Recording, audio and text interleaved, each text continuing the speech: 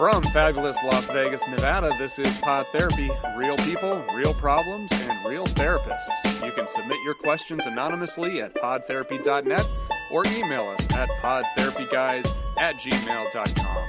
Today on the show, Jim and I sit at a piano and sing Shallow while staring deep into each other's eyes, causing our significant others to become uncomfortable, all while unleashing a Twitter storm. If we have time. If we have time. And now, broadcasting from the Churn, that guy is Dr. Jim Jobin. Hello. I'm Nick Tangeman. Thanks. And it's time for some Pod Thanks Therapy. for listening. You threw me off Take on that. care, everybody. So I think that's a fine spot to end the show. I think we just end it right there. Did you see the movie? No. Oh my God. It is a great movie for addiction. Oh, really? It's fantastic. I have everybody in my caseload that's like struggling with alcohol. I'm having them watch it because it is a great depiction. Brad Cooper nailed it of like what like the development of the disease of alcoholism looks like, and his character just gets out of control. Really? Yeah, he goes to rehab. I didn't even know that was part of the story. That is the story. Yeah. Oh. So it's almost a metaphor, I think. I was telling my wife this. I have this whole theory of the case. Because a star is born. Stars are born in the death of another star. Like, that's how stars become. And so, in the story, Lady Gaga is like, her career is lifting as his career is dimming. And his career is dimming because of his alcoholism. So it's really a good story, man. Really tells the tale of like what addiction looks like and why you got to deal with it. So it's really, really cool. Yeah, huge, great movie. So, nobody has watched this movie, but now that we've talked about it on Pod Therapy, I think now it'll get the bump. It'll get the Pod Therapy bump. Now people are finally going to figure that it out. little indie flick. Yeah. People are going Right. to hunt it out. Who? Brad what? Yeah, cuckoo? Yeah, lady who? So, and Ooh, a lady. A lady. Yeah. Ooh, it's a lady. The ladies, man. Ooh, it's a lady. I don't know what you guys I'm having trouble with my self-esteem. Right, self-esteem. Now, what is that? I actually went back and watched a bunch of those after you did it. Yeah. And my favorite one is whenever this person calls and she's like, well, I just feel like I'm really unattractive, because I'm overweight. He's like, okay, so what is your weight? She tells me, he's like, yeah, you are a big woman. And the ladies' man needs you to come down about 100 pounds. And it's like, no advice. He's just like, no, I'm not attracted to you.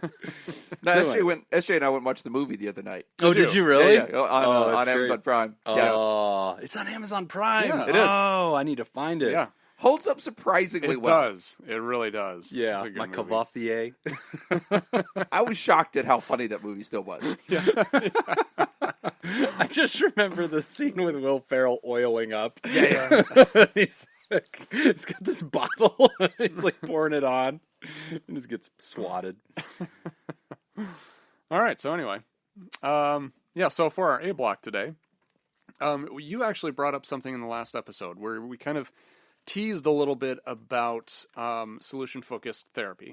Brief therapy, yeah. Yes. Solution-focused brief therapy. And where we were going with it was someplace different than where I thought we were going to go. But As usually happens on the show. Exactly. We set off in a direction of helping people, and then it all crashes into flames. One of the things that I think is really cool about solution-focused brief therapy that I kind of wanted to talk about today, which I think can be helpful for a lot of people, is the whole point of looking for exceptions. Right. Okay. So solution-focused brief therapy as just kind of a refresher how it all started. It kind of started with Insoo Kim Berg and Steve DeShazar. These are names. These are names. These are names of real humans Real who people. have very odd names. Yeah. Thank you for your... Well, you can't Your just say color it all commentary. started with Insoo Right, Shazar. It's like people are like, what the hell? Those are names. Yeah, That that's was not pretty obvious. self-evident. It's not self-evident. It's All not. right. It's not an all-American name like Jacob Smith. I thought they were Steve? names. I thought they were names. Steve. Steve DeShazar. Whatever. Go on. Anyway, your okay. point was So as you were Steve- reading the etymology Steve is of a who name. started the theory. Okay. But yeah, so ideally, the whole purpose of solution-focused brief therapy. So one of the things that people tend to focus on when they're having problems is we tend to put overemphasis on the problem. Yes. Okay, so for example, if we're talking about a good example, like if you've got a teenager that you're dealing with, and you're talking about how this teenager, every time you give them something to do, it causes a huge fight, and they never listen, and it just blows up, and it's a disaster. When you go into therapy, what people tend to do, and even therapists, what a lot of therapists tend to do, is really focus on that child's problematic behavior. Yes. So solution focus, brief therapy, is kind of born out of the idea of not addressing the problem specifically, but looking for the gaps within the problem. Yes. Looking for anomalies. Right. Okay. Which is going to sound weird, because a lot of people hear and they go, Right. wait, why would you not be interested in the root of the problem? And I'm not going to say solution-focused brief therapy is a catch-all. It doesn't work for literally everything. Like, I don't think it's the right choice for, like, trauma treatment. But, like, think about it. Here's another metaphor that we tend to use in SFBT. Like, think about the therapist as a mechanic. So you bring your car to the mechanic and you say, hey, you know, it's squeaking when I turn left. And in solution-focused brief therapy, the therapist says, okay, my job is to make it stop squeaking when it turns left. Not to find out all the reasons what caused this originally, and, like, who was the manufacturer, and how do you drive, and, like, what your commute looks like. No, you came with a very specific problem. My job is to solve that and make that not happen anymore.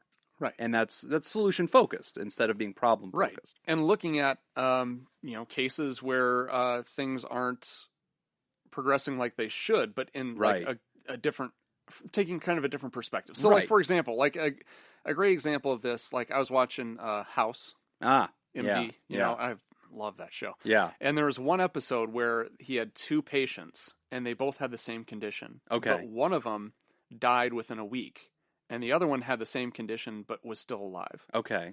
And then so he's like, why? Yeah. Like, that's telling us something right there. That's what we're looking for. It's kind of that same type of approach. Yeah. Right? Where if we've got a kid, comparative analysis. Let's go back to my example of the teenager who's, being rambunctious, causing problems, not following directions. Right. Being defiant, right? So we look at that kid, and instead of looking at all of the times that the kid doesn't do what he's told. Yes. We look for, when did he do what he told? Yeah. Right. So, like, my teenager will not do the dishes, and every time I ask him to do the dishes, it's this huge fight. Except for last Thursday, for some reason he did the dishes. Right. So that's get really interested in that. So forget everything else. Yes. Let's focus on that. So the best example I've ever seen of solution-focused brief therapy in a nutshell, and it's going to oversimplify it, and it's going to make people think, why is that even an interesting form of therapy? But it's a good encapsulation. Kindergarten. Whenever you have a group of kindergartners and you're yelling at them, hey guys, we need to sit on the carpet. Hey everybody, we got to get in a circle, sit on the carpet, crisscross applesauce. Come on. Hey Bobby, get off that thing. You know, Sally, come over here. Honey, come over. Guys, why are you not listening? Why are you talking? Okay. You're all not listening to me. It's a problem. You know what? Everybody, lights off. Everybody heads down. You guys have a problem. Okay, so now you're problem focused, right? And you're not getting results. And so solution focused brief therapy is very interested in results. And so you say, well, hold on. Oh, everybody, look at Jonathan. Oh, I love how he's sitting crisscross applesauce on the carpet. Oh, look, Michael's doing it. Oh, wow, Sally, you're doing a great. And so what are we doing? We're focusing on the exception to the rule. The rule is chaos. There's an exception, though. There's always one kid that's like doing it. You bring so much attention to that. It's like watering the plant that produces fruit, and it starts to multiply the solution elsewhere in the room. When that, obviously that example has a lot more to do with group dynamics. But yeah, the same concept. Yeah. And one of the things, too, with this is kind of having the idea that nobody is perfect. Right.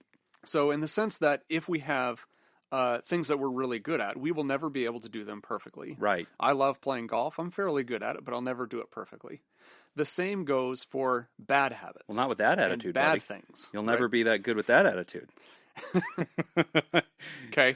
Anyway, but with bad things, it's the same way, right? So someone who is depressed is not perfectly depressed. Yeah. Right. They're not gonna be depressed 24 hours a day, 7 days a week, 52 weeks a year, right? There's going to be exceptions. Same with anxiety. If you have anxiety, generalized anxiety disorder, you're not going to be perfect at your anxiety. Right. So instead of focusing on, I'm really depressed, when I go to work. Okay, great. Well, what's a situation in which you've gone to work and you had a good day? Right. Or I'm really, or when relationships. When I think about relationships, yes. when there's a lot of stress. We never get along. We're always unhappy. Right. And it's like, hold on. Tell me about the last time you guys felt really good. Well, I don't know. We took a vacation. That was really nice. And we talked a lot. And we put our phones away. And it was really good. Okay. And so a solution-focused brief therapist wheel start turning and go, what caused the differences. And they try to zoom in and find some of those little aspects, and they're really interested in stories and like zooming in and going, wait a minute, what were the recipes that showed up when the exception showed up, and how can we take those and can we experiment with trying some of those in this other context to see if we get results? Right. Huge breakthroughs come through whenever you try it that way. Now, and as we're talking about this, we're making it sound way more simple than it really is. Because people listening to this are like, oh, okay, that's simple. I could just do that. Right. Well, one of the biggest problems with doing this is that this is actually a pretty big mind shift. It's very hard to see yourself outside of yourself, right, and notice that. And we seem to be trained to look for problems and to focus on problems. Yes. So like if you're working with a couple and you're talking like in that exact example, you know, like we're talking about, hey, you know, you guys got along really well last Thursday evening. What was going on? How did you do that? And the tendency for the people in that session to be like, yeah, it was great, but here's what's going wrong. Yeah, here's when it went wrong. It went wrong when so-and-so did this. We're like, no, okay, let's take that and let's put that off to the side. Let's go back to what was working. Yeah. And it's going to be a constant shift, and it takes a lot of mental energy to focus in on solutions. Yeah, it does. And so let's talk practically for those at home that are trying out this kind of thinking and saying, okay, I follow the theory, right? I follow what you guys are telling me. It has to do with none of us are so consistent that we're always miserable or we're always failing. If we have broken behaviors that we don't like, we overeat or we get really angry at people, or, you know, we're joyless and hopeless, or we're lazy and apathetic. Whatever these negative things are that we see in our lives, what you guys are telling me is it's not always that way. There's exceptions to the rule. So practical take-home advice, how can we teach them to start identifying those, and what should they do when they do catch it? Yeah, and that is the tough part, is being able to identify it, because we have a tendency to overlook exceptions, right? Yes. But Insoo Kim Berg and Steve DeShazar, who created this, those are names. Those are names. People. Okay. Right? Yeah. Not the lyrics to a song. Yet. So they base this whole idea out of the concept that there's always an exception. Yes. There will always be an exception. And sometimes you have to dig a lot to find it. Point on that. So if you're listening, you're thinking, all right, Jim, you know, I have an eating problem, right? Is that my mom? Did my mom just jump into the chat? Oh my gosh, she did. So for those who are listening to this on the podcast, we are live streaming this on our Facebook right now. So it'll probably still be available. It's a little taste of some of what the patrons get, sort of the unedited version. And my mom just jumped into the chat room. Fantastic. It's going to be a great day. But yeah, so when we ask this question about exceptions, here's a trick to it. Because sometimes people say, nothing's better. Nothing's ever gotten better, Nick. I've never not failed at this. Which fits into the cognitive distortions that we talked about. Yes, so let's pick up something like overeating. Right. So I'll say, hey, tell me about the last time that you restrained yourself. I don't restrain myself, Nick. Okay, I overate. I got 2 Whoppers last night for dinner and 2 bags of fries and a giant Coke. So I'm a failure. And what we'll say as a trained solution-focused therapist, you'll say, how come you didn't get 3 Whoppers? Right. What? And why didn't you get 4 Whoppers? How did you hold back from 3? Well, I don't know. I guess, 2 is enough. Well, and even if, because you could have a problematic behavior, but sometimes the exception isn't that the problematic behavior is completely gone. Prevent the severity. That it wasn't as bad as sometimes it usually is. Right. Or I'll talk to somebody who's depressed, and they'll be like, I was so depressed, I was feeling suicidal, and I'm hopeless. And I'll take that and try to find the positive in it and go, hold on, how did you manage to not let it get worse that day? How did you manage to not end up doing something dangerous? Right. Well, I don't know, Jim. It doesn't really matter. No. I want to pull on this thread. Tell me how you did it. Well, I don't know. I remembered my family, and I remembered that I've gotten through this before, and I remember it. Okay, right. Okay. And now I'm starting to get snapshots of some of your strengths and some of the solutions. I just have to figure out how to do more with that. And if I can grow some of those mental patterns, we can start to change the human's life. Yeah, so 3 rules that they came up with solution-focused brief therapy.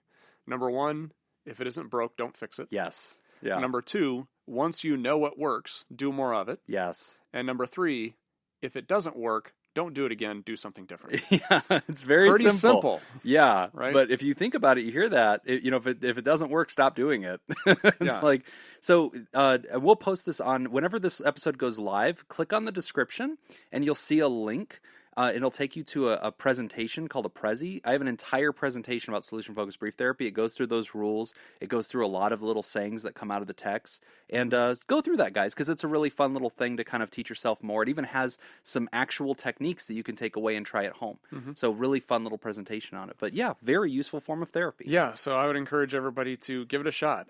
Whatever your problem is that you're dealing with or whatever your challenge is, try it. Try looking for exceptions. Try looking for times when this problem isn't there or isn't as prominent.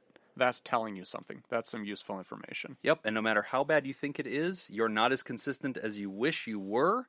And thank you so much for paying attention to that one. It's a good piece. All right. Okay, we're going to take a quick break, and when we come back, we will discuss depression and finding a therapist. And you're listening to Pod Therapy. This week's Theraproducer sponsor is the newly minted Nathan's Hotdog Scoop, who submitted the following ad. To whom it may concern. First order of business.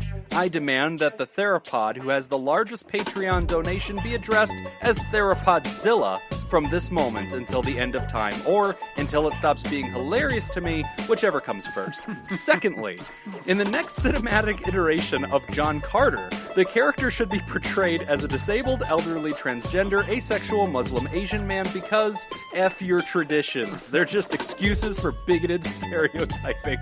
This is not a task I expect you to have any influence on, but do not forget it is your responsibility regardless, and you should prioritize accordingly. Demand number 3. How dare you say who's John Carter? The bigoted stereotype storytelling of Edgar Rice Burroughs, creator of Tarzan. Oh my god, don't read those books. Their time, my ass. That's some crazy racism and sexism, I digress. ERB created a character who gave me a quote I love. When faced with any seemingly overwhelmingly burden, Carter would say, I still live. And now that even overwhelmed doesn't mean failure. It says failure is not failure when it comes to mental state. Fall apart all you want, we are still getting through it, even when we're a mess. I like that, and everyone else should as well now, even though Jim butchered it. Further demands will follow as necessary, with sincere thanks to my willing subjects. Nathan's Hotdog Scoop, long may he reign. That's a good use of $20. If you'd like to join Nathan and make the show possible, you can go to patreon.com/therapy and sign up. Again, that's patreon.com/therapy. Okay, we're back. You're listening to Pod Therapy. Our next question is about depression and finding a therapist. Dealing with depression. I'm having a very, very hard time finding a therapist in my city. I live in a very large metropolitan city, Houston, but I'm finding this task to be nearly impossible.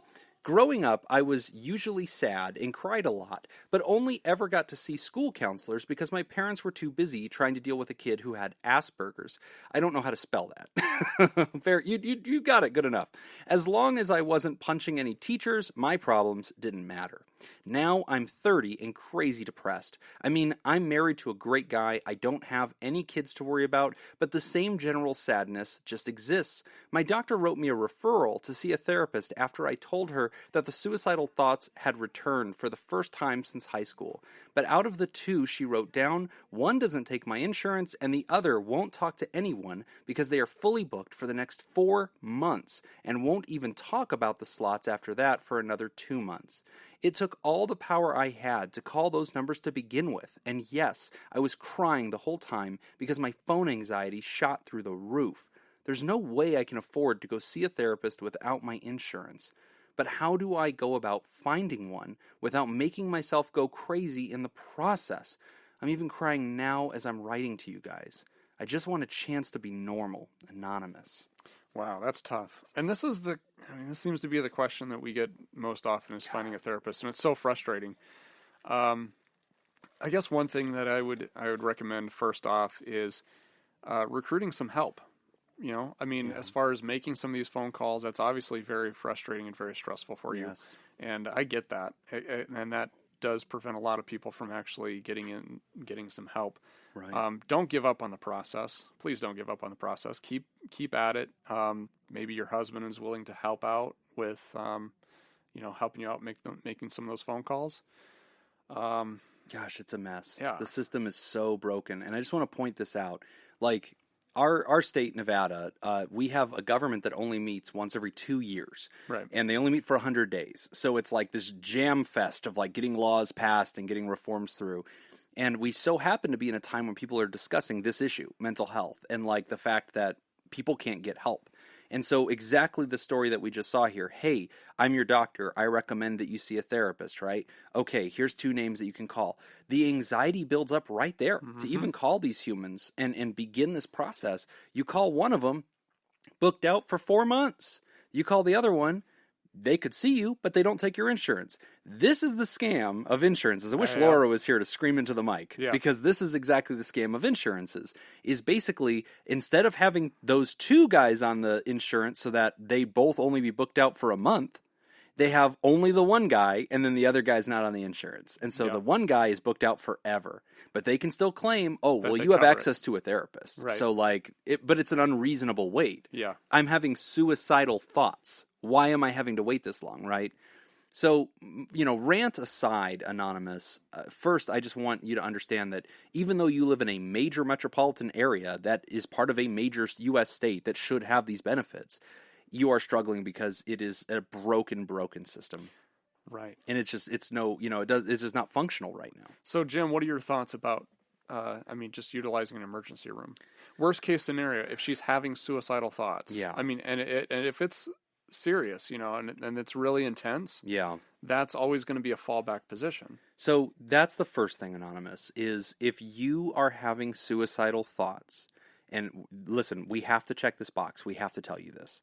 You do need to call 911, okay? You should not have to sit there with those thoughts. If you're having these thoughts and they're turning into plans and you're starting to imagine how you might do this, you need to stop what you're doing, you need to pick up your phone, and that's the appropriate time to dial 911 and let them know exactly what it is that you're thinking. Right.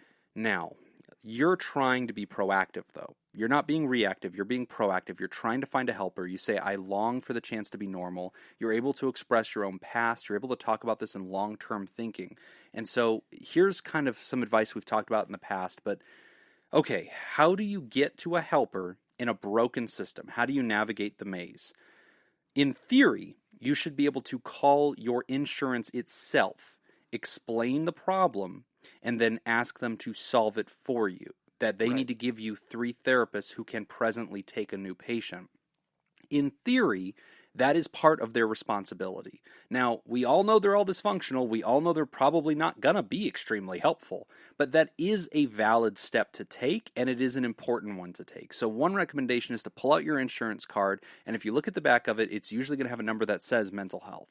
And if it doesn't, it'll have member services. Call that number, talk to a human, tell them your situation, ask for help. They can assign a healthcare navigator whose job it is to kind of solve that problem. So that's one idea. Another idea. And she already mentioned, I can't go out of pocket, right? I don't have the finances to do that. Okay, got it.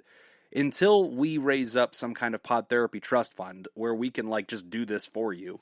And one day, this is going to freaking happen. But whatever. That aside, what you need to do is you need to get on psychologytoday.com. That's one recommendation. Get on yelp.com. Look up therapists in your area. Get 2 or 3 that you look at and go, okay, they're reasonably distant. I could get to them, and they seem like qualified to do what I need to do. Call them. Call them and leave a message. Explain, and then say, listen, I'm asking if somebody can do a sliding scale for me out of pocket, or I'm asking if somebody will do pro bono or something to that effect. Anything is better than nothing. Yep. And every therapist I know, myself included, we do some pro bono work. We do some pro bono work when somebody's absolutely in dire straits, or we'll do a sliding scale if somebody's in absolute dire straits, or if we can't, we will farm that out. So like in the city of Las Vegas, there's a therapist group with 1,000 therapists across the state that only therapists have access to. You have to prove that you're a therapist to get into the group. So like if I get a text like that or if I get an email like that, if I can't help that person, I will go into the group and I will literally scrub the person's name and contact and post their message. and then say, hey, can anybody take this case? And there might be an intern that can take that case or a student intern that can take that case, and then they'll grab it and go, yeah, Jim, send it our way. And that's my third recommendation, is to find out if you can find a facility somewhere in your area that takes student interns or has professional interns for the state of Texas, because those guys can't be on insurance panels, and they are doing slave labor for 2 or 3 years to become therapists. Right. They're qualified for this kind of case, and they're overseen by a full-blown therapist. Right. So, like, you're getting access to good care. Yeah, and I think that's cheap. Very cheap. One of the big misconceptions too is like there's a little bit of a fear going to somebody who's a student, right? Like one of my biggest fears is going to the dentist, and if you're telling me that my dentist is a student, it's training day. Yeah, I'm a little worried. Don't worry, you'll be fine. Yeah, but in therapy, I think that's kind of normal, and like we've had at the place that we've worked, we've had some interns. Yeah. And they're really good. Very competent. They're very skilled. Yeah. And because a lot of them, they may be, intern doesn't mean completely inexperienced either, right? No. You know, they may have been working in one area for a long time. Yes. You know, like for me, I've been doing addictions treatment for 15 years. Right. If I now wanted to work on my licensed You'd clinical be social work, intern. I would be an intern for 2 years, but I've got 15 years experience.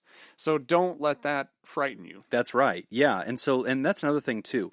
So besides asking for pro bono, besides asking the insurance company directly to assist you in solving that problem, the third option I think is finding out what facilities in your community in Houston receive student intern therapists or pre-professionally licensed interns.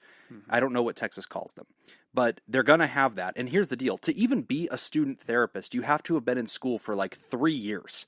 So they're going to know how to do some things, okay? Mm-hmm. And if it's a person who's not even a student, if they're pre-licensed but they're postgraduate, they have a master's in a clinical discipline and a year that they've spent being a student intern. This is not their first rodeo. Right. They're just paying their dues. They're just on their way to full licensure. They're a fully competent professional. They can diagnose. They can do everything. That's the next step too. And that's a really good idea because, you know what, that can meet you right where you're at. And I think that the only solution I will not abide, Anonymous, is doing nothing. Unacceptable to me. And I like that I don't hear that in you. I hear you talking about your anxiety. That is a feeling. That is not a fact. The reality is that you're going to feel keyed up. And if that's you take a breath, you come back to it, and then you do the next right thing. Even if that door is locked, you come back, you take a breath, you do the next right thing. Do not give up. And I definitely want to come alongside and second that, because one thing that I'm hearing you say is that you're very focused on doing this. Like, as uncomfortable as it was, as your anxiety was taking over making those phone calls, you still did. Yes. Right? You're still taking those steps, as uncomfortable as they are, and I think that's amazing. So give yourself a pat on the back. Yes, and please let us know how it turns out. Try each one of those 3 solutions. I want you to try all 3 because I want you to have an abundance of options. I don't want you settling for the first thing. I want you to have 3 different tracks you've tried. I want you to have an abundance of options, and then I want you to look at that and pick from those. And I want you to get back to us and let us know, what did you end up finding? How did that work? And any THERAPODs, THERAPALs, or THERAPRODUCERS that are out there in Texas, in the Houston area, if you have some ideas, if you know some tricks, if you know some shortcuts, you need to get to us, okay? This community is aggressively pro-mental health, and we take care of our own.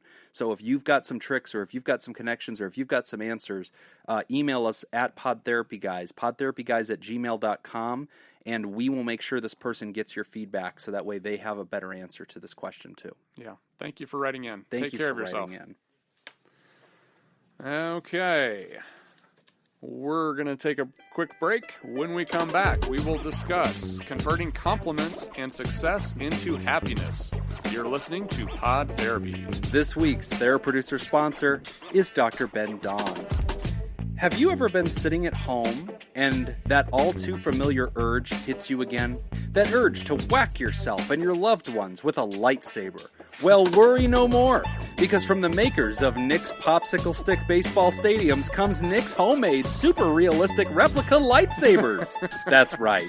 The same maker you have come to love and trust for all your popsicle stick baseball stadium needs is now expanded into sci-fi fighting gear that would make anyone proud to own. These lightsabers are going to come with the same level of craftsmanship that you would expect from a Nick product. Wooden dowel sturdy, duct and electric tape handle design, and luscious spray paint coloring that will draw the eye of even the most savvy lightsaber connoisseur. Every fine detail will be made in tapey detail, and you know they can take and give beating with that wooden dowel strength.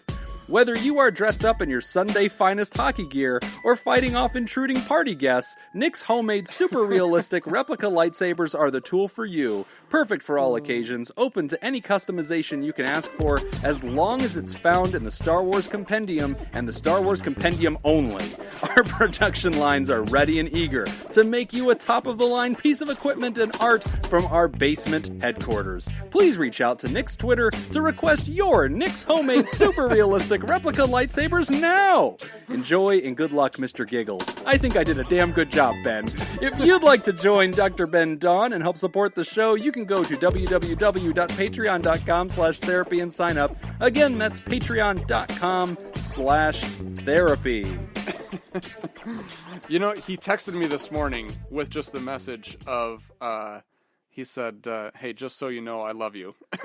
So I knew it was going to be bad. When you're getting the pre-apology, yeah, you're like, wait a minute. Okay, What's so going anyway, on over the air? We're back and you're listening to Pod Therapy. Our next question is about converting compliments and success into happiness. Greetings, Jim and Nick. I need help. My job as a computer technician requires me to visit hundreds of people throughout the year where I sit at their desk and fix their computers or solve software issues. Because of this, I am constantly putting on a happy face and being bubbly and nice and respectful to everyone around me to represent my department. I am customer service after all, and that's my job. Usually, because I'm required to be jovial and nice, I, in turn, am a pretty happy guy, and everyone that sees me loves me and knows me by name since I have been their technician for about 7 years now. Everyone sees me as happy because I never show them anything other. They compliment me and make small talk with me and treat me more like a friend than a coworker, and I love that. My boss thinks I'm awesome and gives me anything I ask for, and the best projects to work on in my group.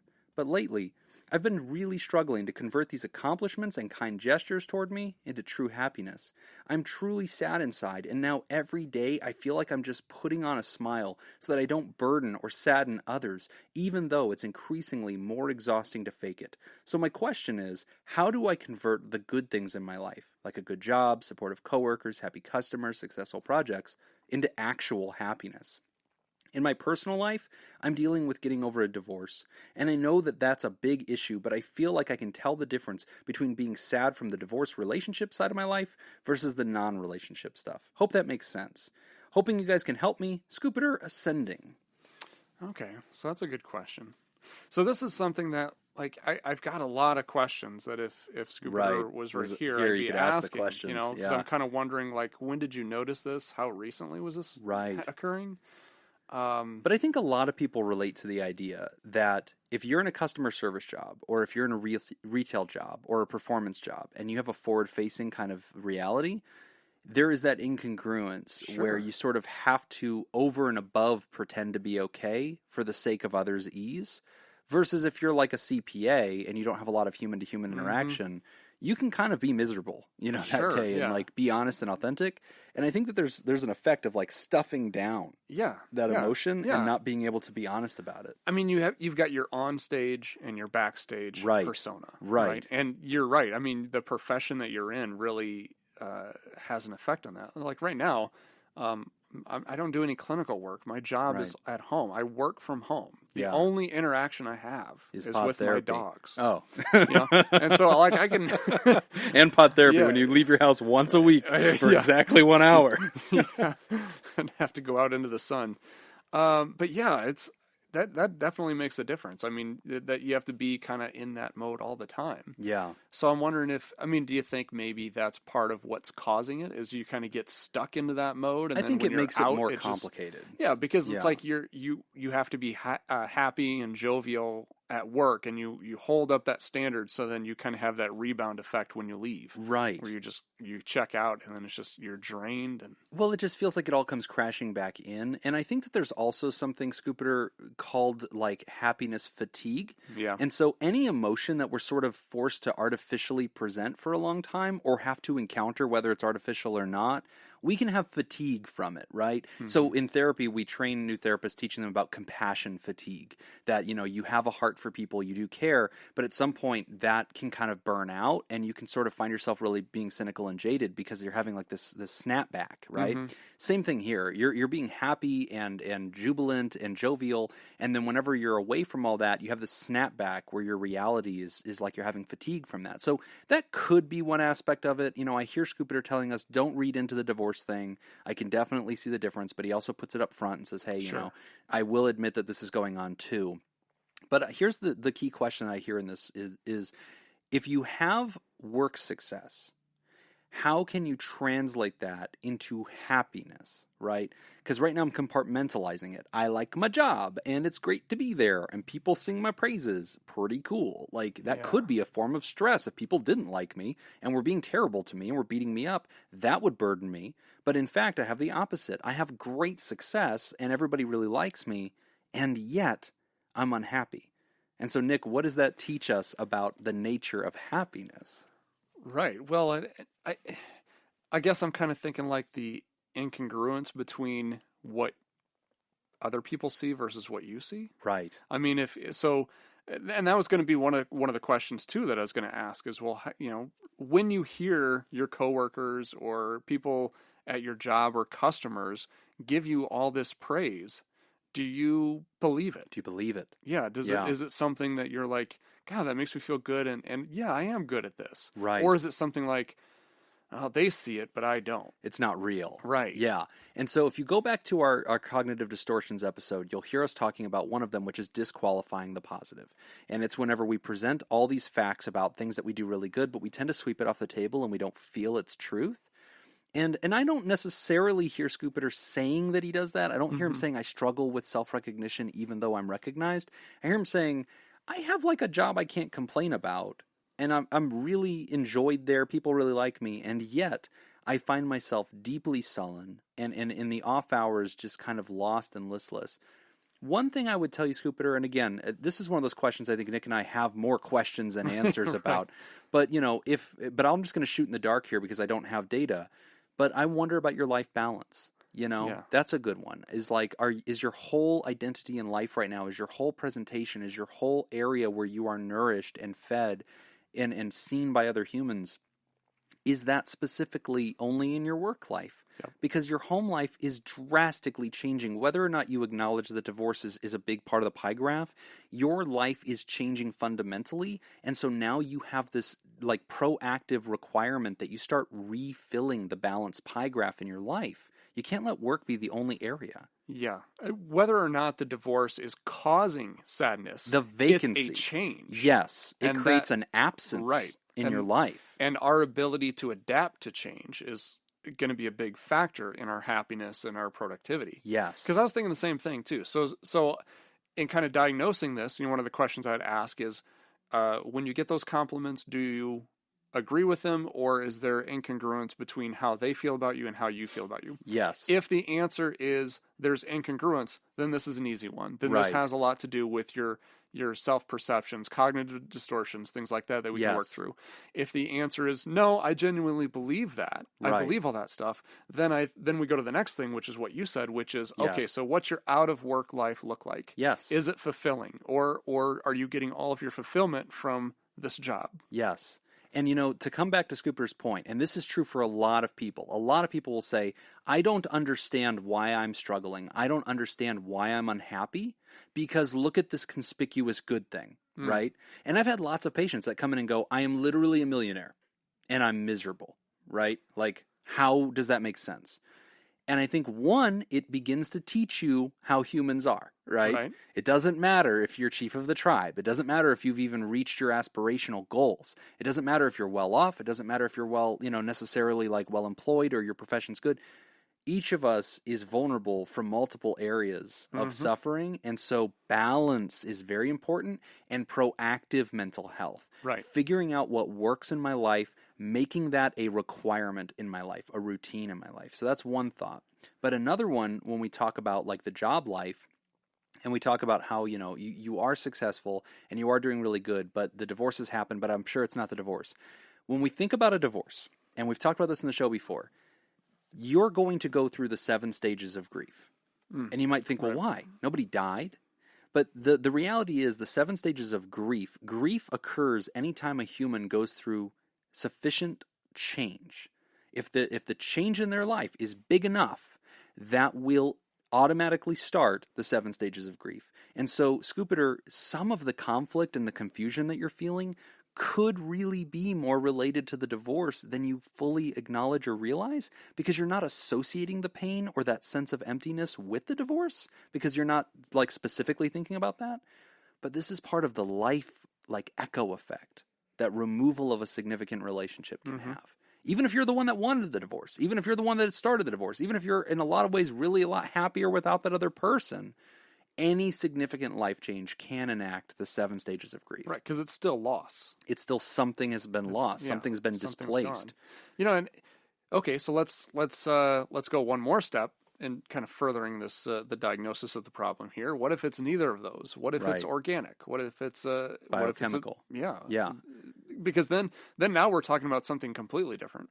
And then that ties into what you had said about, when we work with people who get upset because like, I have everything. I've got a good job. I've got money. I'm financially stable, but I'm still depressed. Yes. That feeds into depression even more, because then they feel like, I feel this way, but I shouldn't feel this way. Yes. Which makes me even more depressed. Yes. And so, that's another layer there too. And so I want to reread the actual question he asked, because I'm actually going to introduce our viewers to a whole new form of therapy that we've never mentioned on the show. I think maybe you've said it once, but I don't think we've ever unpacked it. He said, so my question is, how do I convert the good things in my life, job success, into actual happiness? So there's this other form of psychotherapy, another theory that's called Gestalt therapy. Gestalt is a German word, and it references like a cycle being complete. And so like to do a Gestalt is what the therapy is about, is to complete a Gestalt, which is like a turning over of an idea, to bring something to completion. And it was actually first proposed by Fritz Perls. And so Fritz Perls was a very eccentric guy, very interesting guy. That's a name. That's a name? Not the lyrics to my favorite songs yet. And so Fritz Perls started Gestalt therapy. Here's the basic concept of Gestalt therapy in a very, very specific way.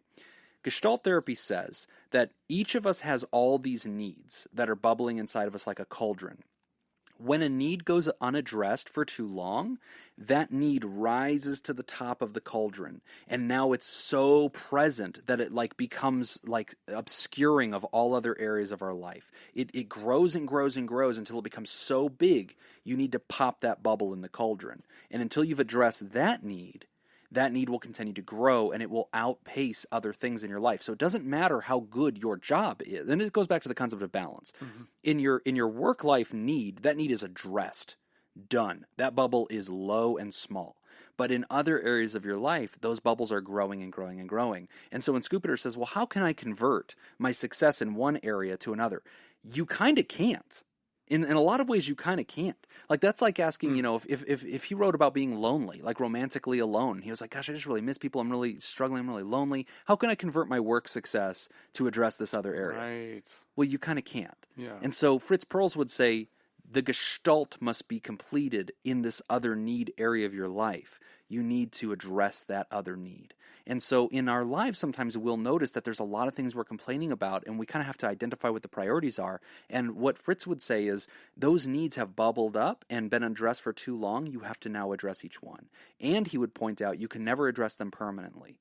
They're always going to reemerge. And so Fritz would say homeostasis in a human is to sort of get into a routine where you're sort of whacking the moles as they pop up, but you're doing them promptly and in a noticeable way, so that you're not waiting until they become overwhelming. So that's one way to think about it too. Yeah, definitely. Yeah, we just need to do a show where we just dive into every single theory and Just nerd the hell out. We'll only put it on Patreon. And we'll be the only ones who watch it. Yeah. Oh, no, we don't watch it. Over and over again. No, Kate will watch it. Yeah, Kate Keller will watch it because she's an up-and-comer. She wants to study stuff. She'll watch it. She can go to her professors and be like, how wrong are these guys? Oh, very, very wrong. You shouldn't listen to anything they say. I will give you an A if you promise to stop listening to that show. But Scoopiter, not to minimize what you're going through. I think it's tremendous that you have the professional success that you have, but I want to kind of caution you that it's a little short-sighted to hope that because you've had so much professional success and happiness that it will like spill over into other areas. You need to figure out what the root causes of some of these other areas are, and it might be the grief of the divorce and the vacancy caused by the divorce, as we hypothesized. It could be a lack of balance. It could be compassion or happy fatigue, right, and in needing to kind of balance some things out. But I think that there's some digging to do before you really have a solution in hand. Yeah. There's a lot of questions. So hopefully some of those questions got you thinking, and maybe you can write back in, or if you decide to get into therapy, it might not be a bad idea, and those would be some good questions to address in therapy. Always love hearing from you, Scoopiter. Thank you so much for writing into the show, and please keep us updated, man. Let us know how that turns out.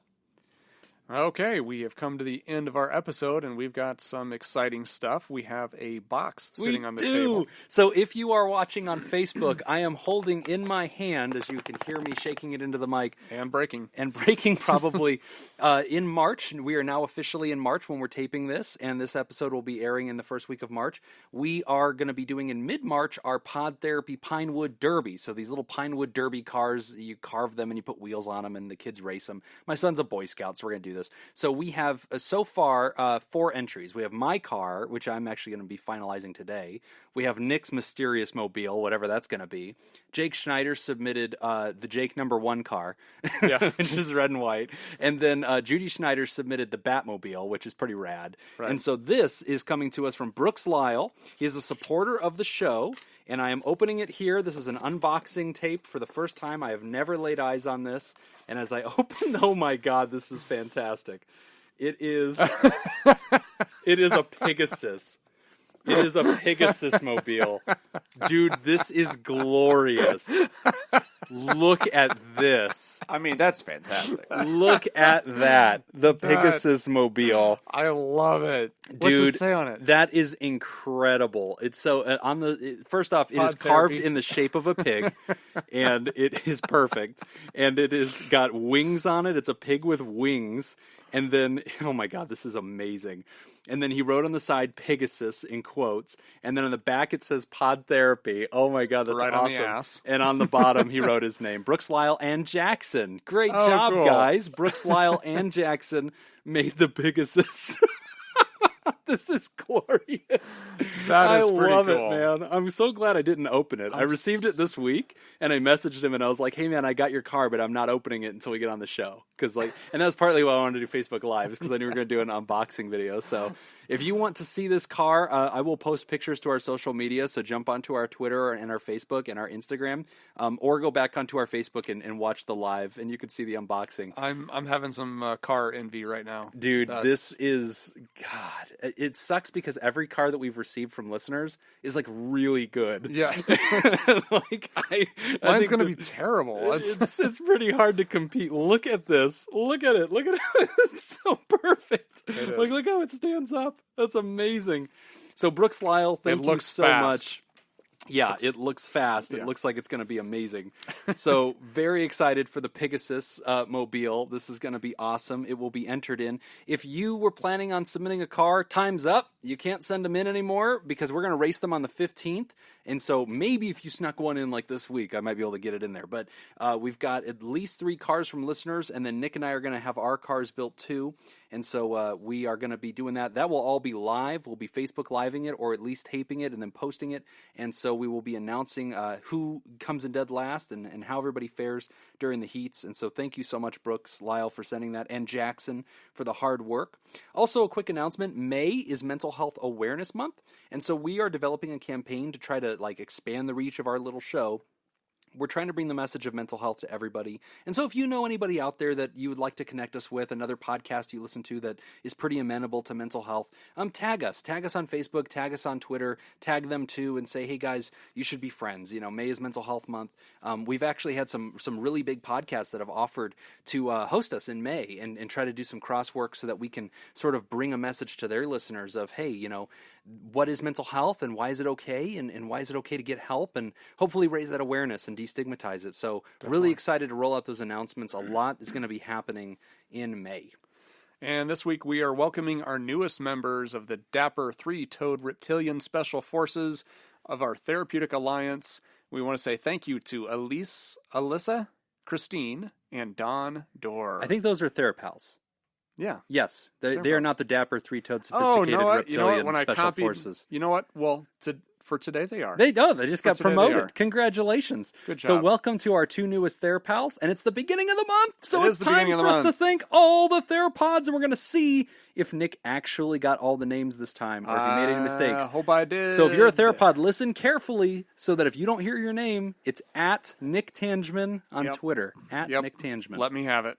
Okay, so we want to say thank you to Betsy, Blaine Maurer, Brad Kiefhofer, Brian Lehman, Brooks Lyle, Corey Owens, Curtis, Kiwi Fruit Scoop, Hanlon, Dan Martin, David Polak, Ali O'Dare, Easy Whip, Fred Bashara Jr., Gavin Bristow, Heather, Psychotic Scoop, Chris, I'm sorry, I know I'm butchering that name. Ice Blue Scoop, Jackie and Dustin, a.k.a. Scoopy and the Beast, Joseph Pangrazio, Carrie Tierhark, Kate Keller, Lori Ellsroth, Leon Kassab, Linda Brandmeier, Lindsay Brashara, Lindsay Borders, Mandy Abela, Manuela Muzuku, Malaya, Mike, Peter Van Pelt, Richard Bruins, Robert Paulson, Scoop John B, Scoopaholic, Scoopstronaut, Stacy Westerlin, and Tracy Rapogel. Very nice. Tracy Rapogle's my mom. And I want a special shout out to Scoopstronaut. Last night, for the first time, I tried Twitch. And so Pod Therapy now officially has a Twitch. I don't know if you've noticed this in our email chain. I did not. We officially have a Twitch. And so it's just Pod Therapy. But I got on and I played Overwatch with Moxie. Moxie is actually one of our TherapALs, and she lives up in like the Tahoe area. And so she jumped on with me and totally carried me because I was crap. And so it was really fun. And so we actually had a lot of people participating in the chat room, a lot of great people joining us. A lot of people followed the account. So I'm going to start playing online more, and then eventually we'll introduce Nick to video games, and we'll see if we can get him in there too. So yeah, that'll be fun. Special thanks to those who joined us, and keep an eye out on our Twitch. We also want to thank our bosses, the Elite Eight, the mysterious and shrouded Illuminati members of our fan club, the Theraproducers. Thank you, Smitty Scoop, Jake Schneider, Robert Brownie Jr. Mint, Kayla Lansbury, David Data Scoop Violon, Judy Schneider, and now welcoming Nathan's Hotdog Scoop to the board, and of course, Dr. Ben Dawn. If you'd like to hear this episode uncut and unedited and enjoy things like our past book club and discussion groups, we're going to delete those off the script. Yeah. You can go to www.patreon.com/therapy, and thank you for supporting mental health. That's all the time that we've got for this week's session. We want to thank our landlords, the Ice Cream Social Podcast, and thanks to those of you who contributed to our show today. We really appreciate it. Remember, Pod Therapy isn't something you should keep all to yourself. Help us reach others by opening this episode's description in your podcast app and copying and pasting the link provided into your social media. Don't forget, you can find us at facebook.com/podtherapy, on Twitter @PodTherapyGuys, and on patreon.com/therapy. Do you want to submit a question to the show? Ask anonymously at www.podtherapy.net or email us at podtherapyguys@gmail.com. I'm Nick Tangman. I'm Pegasus. Thanks, and we'll see you for your appointment next week. Dude, what a cool car. That is amazing. I am so excited.